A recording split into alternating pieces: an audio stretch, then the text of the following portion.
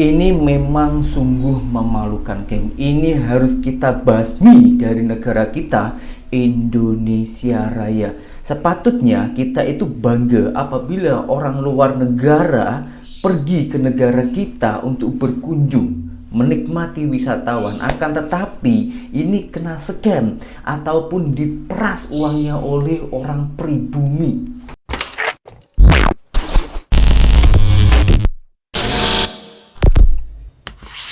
Hai, halo geng, assalamualaikum warahmatullahi wabarakatuh. Berjumpa kembali dengan saya Zainal Story. Sebelum video ini saya mulai, gimana kabarnya kalian semua? Semoga semua yang menonton video ini baik-baik saja, dimurahkan rezekinya, selalu berpikiran yang positif dan dijauhkan dari mara bahaya oleh Tuhan yang Maha Esa.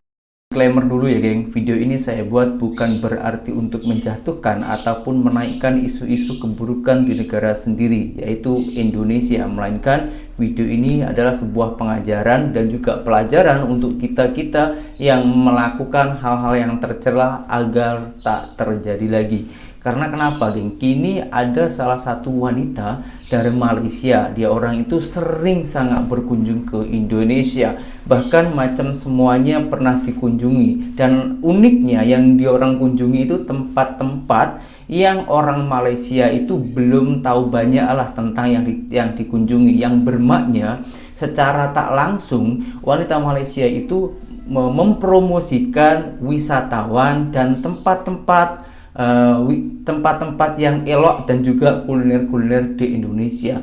Akan tetapi apa yang terjadi geng? Yang terjadi dia orang itu kena scam dan dia menceritakan di media sosialnya dia orang pribadi. Oke, cerita kronologi sedetailnya itu macam mana, kita tengok dulu videonya. Kali ni aku nak ceritakan aku pernah kena scam dekat Bromo masa naik kuda. Bromo. Waktu awal-awal kita orang naik kuda ni dah janji untuk bayar RM300,000. Jadi kami pun order lah 6 kuda sebab ramai kan nak naik. Jadi dibawalah tu naik kuda dari awal sampailah ke akhir, udah janji pulang balik RM300,000. Setelah kami udah ke satu point tu, ke satu point Bromo itu, kami pun pakailah hikmat bapak ni punya kuda. Pakai last sekali bila udah pulang balik tu, tiba-tiba bapak ini minta RM500,000. Katanya sebab jauh. Tapi padahal udah janji tu sampai ke poin pertama RM300,000 dan yang terakhir tu naik tangga and then pulang balik pakai kuda RM300,000 aja. Tiba-tiba bila kita udah sampai ke bawah dia minta tambahan RM200,000. Padahal supir kami udah bayar ke dia RM300, tapi dia datang ke kami balik minta tambah lagi RM200,000. Jadi aku suruh teman-temanku masuk terus ke dalam jeep. Jangan dibayar karena udah janjikan dari awal RM300,000 6 kuda, tapi dia minta lain pula. Ayat-ayat dan juga sifat amanah itu memang sangat senang apabila kita keluarkan. Dan tanggung jawab amanah itu memang sangat senang kalau kita keluarkan lewat mulut kita. Akan tetapi apabila dibuktikan ataupun dilakukan di lapangan, itu tak semuanya orang boleh melakukan, geng. Dan hal ini, geng, hal yang macam ini yang harus kita basmi dari negara kita Indonesia. Karena kenapa? Kalau sampai kapanpun ya, kalau berterus-terusan hal-hal terjadi macam ini di negara kita, Indonesia ini tak ada pengunjungnya, geng. Sampai bila negara kita ini maju? Karena kenapa? Orang luar negara yang mau pergi ke Indonesia ini pastinya akan takut. Apalagi dia orang itu seorang influencer, ditayangkan di seluruh dunia, bahkan orang seluruh dunia itu tengok. Apabila orang yang teringin pergi ke negara kita dan tengok itu, pastinya jadi ragu-ragu. Mohon maaf, bukan berarti saya ini menunjukkan kejelekan di negara saya sendiri, melainkan ini sebuah pelajaran agar ini tak berulang-ulang lagi, geng. Karena ini sudah beberapa kali diulang. Ini warga Malaysia ya, dia orang itu pergi ke Indonesia itu sudah sangatlah sering. Tapi kenapa ini masih terjadi dan terjadi lagi di negara kita? Yang terutama saya sarankan kepada rakyatnya, geng. dan juga para pemimpin-pemimpin kita, pejabat-pejabat kita agar diperketat. Kita mencari rezeki itu boleh, hak, itu kewajiban malahan. Akan tetapi carilah rezeki yang jujur, yang amanah. Buat apa kita mendapatkan uang banyak tapi tak barokah, geng.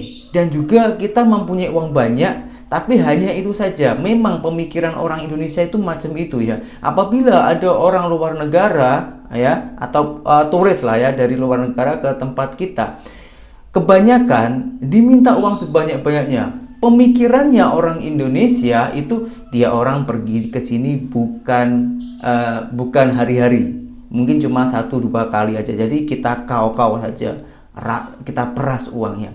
Itu mindset yang sungguh sangat memalukan. Mindset yang harus kita basmi dari negara kita. Yuk kita bangun SDM dan juga EQ kita ini, geng, agar boleh maju negara kita. Karena kenapa?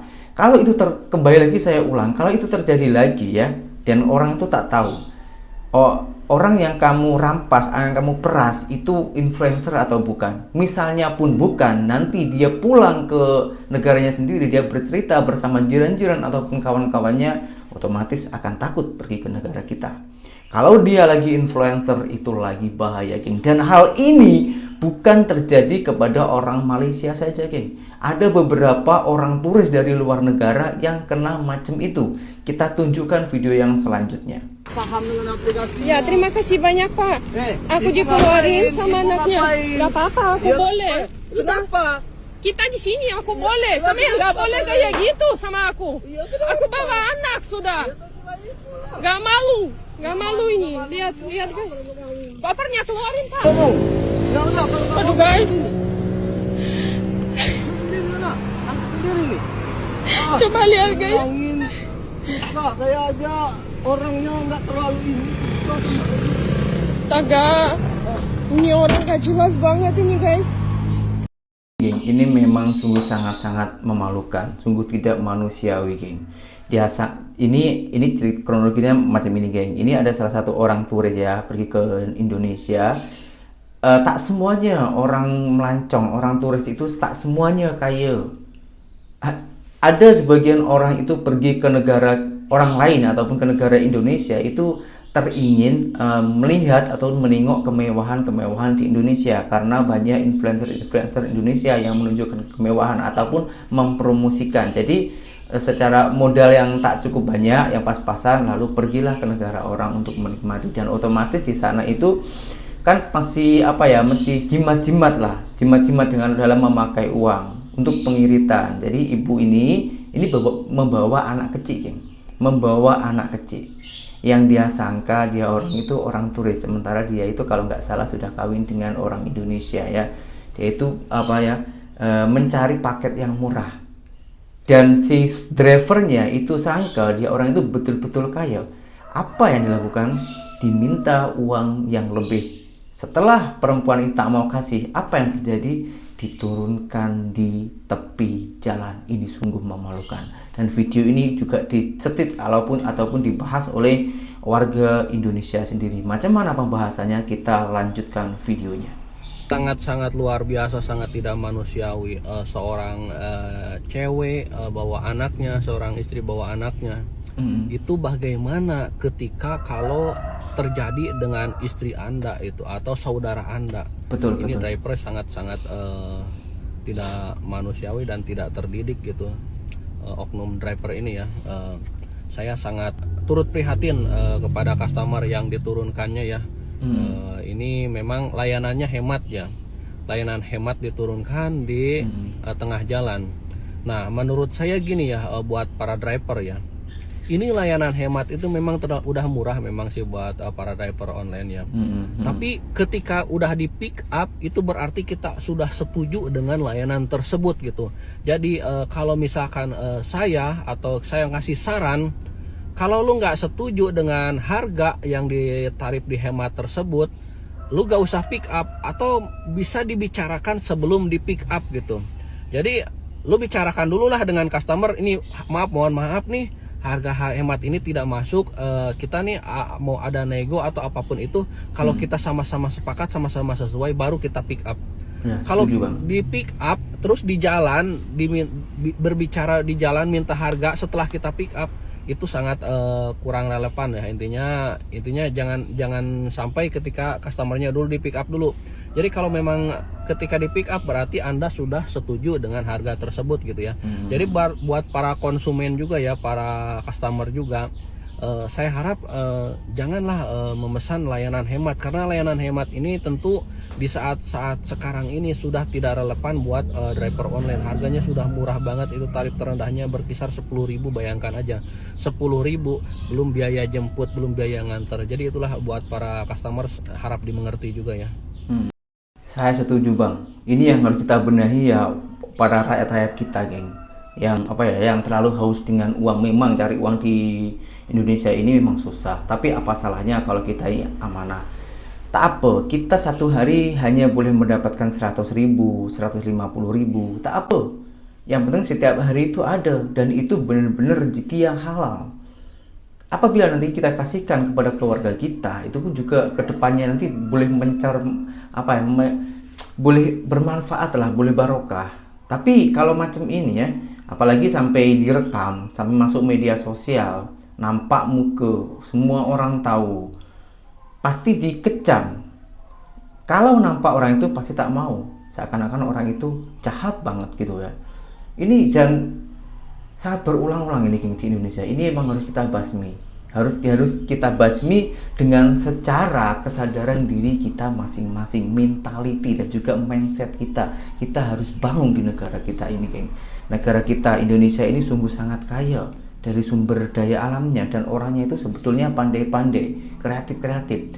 Akan tetapi kalau ditumpuk dengan hal-hal yang macam ini, kekreatifan Indonesia, kehebatan pemuda-pemuda Indonesia ini akan hancur, geng. Ada satu lagi, geng, mau saya tanyakan kepada korang. Ini terjadi di Bali. Nah, ini kronologinya itu macam mana, kita lanjutkan videonya. Ditipu di Bali dari harga 7.000 sampai 200.000. Masnya nggak bilang 200 dari awalnya, kok bisa minta 200 gitu pada akhirnya? Kalau memang dia bilang harganya sekitar 50 ke sini, kita tidak mungkin ambil. Tapi masnya sendiri nggak bilang 200, gimana? Gara-gara ule pengen naikin harga sampai...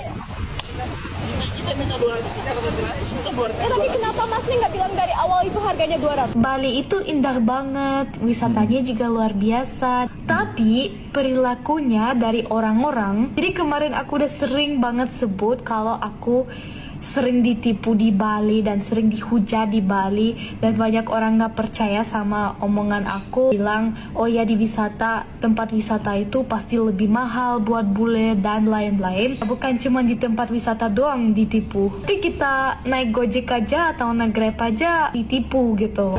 Si Grab itu minta 200.000 untuk naik motor 10 menit. Di aplikasinya harganya 7.000. Dan hal seperti ini sering banget terjadi di Bali. Dan maksudnya bukan merendahkan Bali, bukan. Kita nggak merendahkan Bali. Tapi pengennya aja didengar, pengen aja kasih tahu kalau itu buruk gitu. Jadi semoga orang-orang yang masih suka menipu, mereka sadar bahwa itu kurang baik dan buruk. Benar, ini bukan berarti menunjukkan keburukan ataupun merendahkan orang-orang Indonesia, enggak. Bali, Bromo, Jakarta, dan lain-lainnya itu semuanya itu bagus, cantik. Yang kurang bagus itu oknumnya ataupun orang-orangnya. Iya, Masya Allah, geng. Tadi itu kan, ini saya tak pernah jumpa kalau di Malaysia, geng ya. Mohon maaf ya, kenapa saya bandingkan dengan Malaysia? Karena saya itu pernah bekerja di sana, geng. Dan juga tahu naik Grab di sana. Di sana itu mesti ngam-ngam dengan ataupun sesuai dengan aplikasi di waktu kita pembayaran naik transportasi, geng. Di Indonesia ada beberapa orang-orang yang masih macam ini, geng. Jangan mentang-mentang kita warga pribumi dan targetnya itu orang luar yang seakan-akan dia orang itu tak tahu dan orang itu merasa uang itu hanya sedikit ataupun sepele lalu kau minta kau. Jangan, geng. Kita ini harus tetap amanah. Oke lah, kalau orang tak terima, saya bandingkan dengan di Malaysia. Kita contoh saja di Chinese. Chinese sana macam mana masyarakatnya, geng? Mana ada orang-orang macam ini, pungli-pungli seperti ini, geng? Gak ada, geng, di sana itu. Ya ada cuman 1-2 aja lah. Tapi bukan banyak. Aduh, Masya Allah. Tapi saya kasih tahu lagi, geng, ya. Ini hanya sebagian saja di Indonesia, bukan semua orang Indonesia macam itu. Jadi jangan takut. Dan apabila ya orang-orang luar negara, entah dari negara manapun, terutama itu dari orang Malaysia karena jiran kita, apabila pergi ke negara kita, cari info dulu lah ya. Siapa tahu malahan kalau punya kenalan di Indonesia agar diberikan arahan. Tapi saya sarankan kepada korang semua, carilah orang yang benar-benar amanah. Syukur-syukur mendapatkan kenalan yang boleh menampilkan muka di media sosial. Saya rasa itu orang itu lebih amanah. Karena kenapa? Kalau orang itu berani menunjukkan muka di kamera ataupun di media sosial dan kontennya itu untuk mengembangkan atau juga menjunjung, itu nggak mungkin dia orang itu berbohong, geng. Dia pasti menjaga martabatnya sendiri dan juga menjaga Indonesia agar Indonesia ini akan lebih semakin maju. Gitu, geng, ya. Oke, geng, kita beralih topik, geng. Ini selanjutnya ini tentang makanan. Karena ya saya juga lapar ya, meskipun belum boleh rasa makanan, tak apa, kita tengok dulu. Ini tentang kuliner lobster. Ini sangatlah famous di Malaysia dan pengunjungnya itu banyak kan orang Indonesia. Orang Indonesia itu merasa di Malaysia itu lebih murah. Saya antara percaya dan tak percaya, geng. Karena kenapa? Dari segi besar kecilnya mata uang itu lebih besar Malaysia 3 kali lipat. Dan ini termasuk makanan yang mewah, lobster, geng, udang lobster. Mana mungkin kalau hal ini terjadi di Malaysia?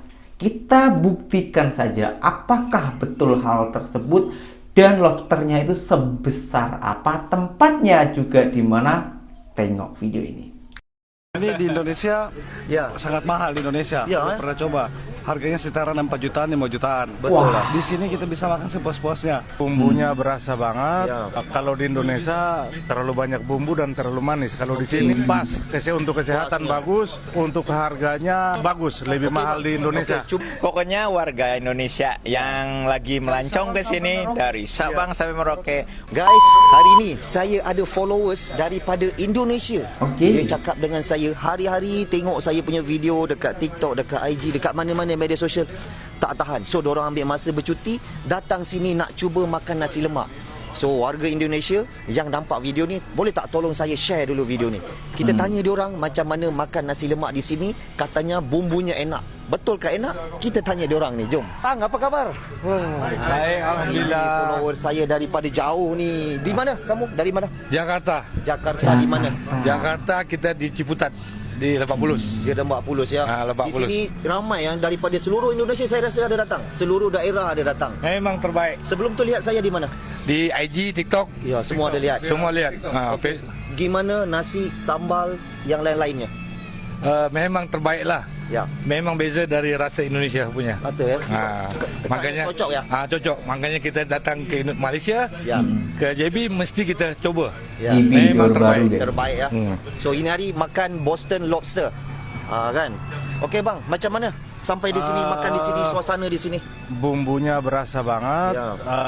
Kalau di Indonesia terlalu banyak bumbu dan terlalu manis. Kalau di sini pas. Untuk kesehatan bagus, untuk harganya bagus, lebih mahal di Indonesia. Coba kamu ceritakan tentang harga di Indonesia dan harga kalau di Malaysia. Di khusus Indonesia, khususnya di Jakarta untuk lobster yang Boston itu bisa sampai 5 jutaan. Tapi kalau di sini ya di bawah lah. Okey, di sini di bawah kita jual terus, kalau RM300 berapa ini di berapa uangnya? 1 juta. Kurang lebih 1 juta. Ya, beza ya. Makan di sini satu, makan di sana satu, di Jakarta di sini dapat lagi berapa? Bisa 10 atau bisa 10 kali lipat. Gila. Betul lah, rata-rata saya dapat komen pun macam jadi, tu juga. Jadi bagusnya tinggal di Jakarta, makan di Malaysia. Ya, makan di Malaysia. Wah, keren abangnya ini. Betul. Dekat juga ya. Baik, kita tanya kawannya juga. Namanya siapa? Robin. Dari Maluku. Dari Maluku. Ada main badminton ke Indonesia ke? Di sini di Indonesia sangat mahal di Indonesia. Pernah coba. harganya sekitaran 4 jutaan, 5 jutaan. Betul lah. Di sini kita bisa makan sepuas-puasnya. Iya, Dan sepuas-puasnya. bumbunya oke, pas di lidah, is good lah pokoknya buat makanan ini. Lagi satu, kamu udah rasa tadi itu sambal ikan bakar nih? Mantap banget, Ya, sumpah. Habis ya? Enak, Bersih. bagus banget. Enak. Betul. Telurnya juga enak, nasinya juga enak, berasa. Minumnya, geng. Saya kalau lihat pelanggan makan tak habis, saya rasa enggak tenang. So kalau macam ni makan bersih, saya rasa tenang. Sampai bersih ni. Cuma ini nasinya memang lebih, order lebihnya kan. Karena ini kenyang. Okey bang. Jujurnya gimana makan di sini? It's very good. Very good ya. Sangat enak. Okey, kalau kayak gitu langsung panggil warga seluruh Indonesia, Jakarta, Arif Peter Pan, Rosa. Bahaya nih, geng. Bahaya. Pokoknya warga Indonesia yang lagi melancong ke sini dari Sabang sampai Merauke wajib mampir ke nasi lemak Wajib. King Crab ini. Aduh, yang bikin ada saya di Johor ngiler, Baru. geng. Masya Pokoknya Allah. very well. Well. Harganya affordable, is good. Murah. Sesuai ya. Budget. Semua orang yang makan, semua orang mampu makan lobster di sini ya. Oh, the difference? Yeah. Well, your ini lobster orang has luar. got a very full, yummy taste. Yeah. The New Zealand one has a slightly sweeter taste. Yeah. And the meat is a little bit more transparent. Yeah. Your meat is more meaty. Yeah. Yeah, very good. Very good, yeah? good. Oh, wow, yeah. Thank you My very goodness. much. Come and try it. Come and try. Come and try. My Thank you. goodness. Alright, It's thank not you a very lie. much from New Zealand. So yang nampak video saya tengok daripada Jakarta, Indonesia, daripada New Zealand pun dah datang sini. Tolong cek sama ada dah follow saya ke belum. Kalau belum follow, tolong follow saya bang. Terima kasih banyak bang. Kita ada abang ni, kita tanya daripada mana? Daripada Kelang. Okey, kita tanya orang Kelang Ini macam orang mana makan Malaysia. dekat sini. Nasi kena order 2. Nasi tak confirm kena 2 Betul, sedap. Sambal Memang sedap. Betul lah. Sedap. Betul. Harga pun murah. Betul bang. Kalau KL dapat tak harga macam ni bang? Saja susah dapat. Tak dapat bang Lagi-lagi kalau yang king crab, lobster memang tak dapat harga macam ni Oh, betul. Baik bang. So orang KL tengok orang daripada KL sanggup datang 300 km nak datang sini.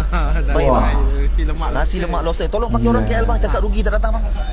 Kak, korang mesti kena datang sini punya. Sebab apa sini nasi lemak lobster dia paling padu, paling sedap. Nasi beras basmati. Order 2. Beras basmati. Order kena 2. Satu tak cukup. Sambal kicap dia memang baik, sambal kicap. Ori punya bang Ori betul. Baik. Thank you bang support. Ada masa jumpa lagi Okey, baik. Okey guys, yang nampak video saya nak korang komen. Salah ataupun tidak seumur hidup sekali makan lobster. Dekat sini nasi lemak lobster RM88. Tolong komen. Kalau salah, komen salah. Kalau tak salah, komenlah tak salah. Jumpa lagi Abang Lobster. Oke geng, dari video ini apa yang korang perhatikan dan apa yang korang tanggap, apa yang korang ambil tentang video ini geng?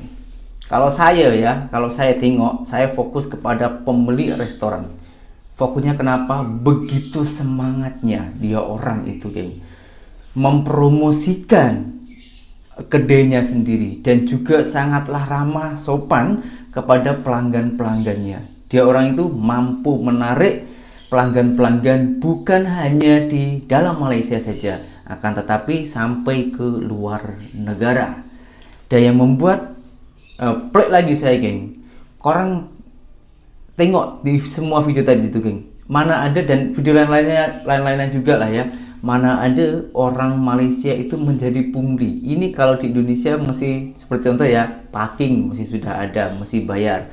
Kalau di Malaysia parking itu free. Apalagi di gede-gede macam itu. Ada parking yang bayar di Malaysia itu macam di mall-mall yang benar-benar megah cantik, itu betul-betul itu baru bayar. Tapi kalau di gede-gede biasa macam ini tak ada parking dan tak ada barang yang hilang. Karena kenapa? Kembali lagi semua itu dari kesadaran diri masyarakatnya kita masing-masing, dan juga mindsetnya itu lebih berpikiran positif ataupun lebih membesarkan egonya sendiri. Itu yang saya tangkap dari video ini.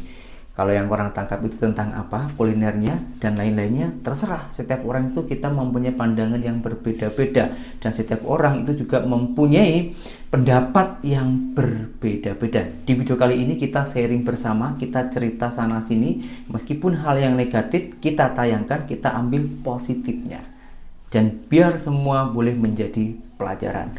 Betul tak? Kalau merasa korang video ini bermanfaat, silahkan like dan subscribe, dan berjumpa kembali di video saya yang selanjutnya. Saya Zainal Story, seorang mantan TKI Malaysia. Salam TKI sukses. Assalamualaikum warahmatullahi wabarakatuh. Bye bye.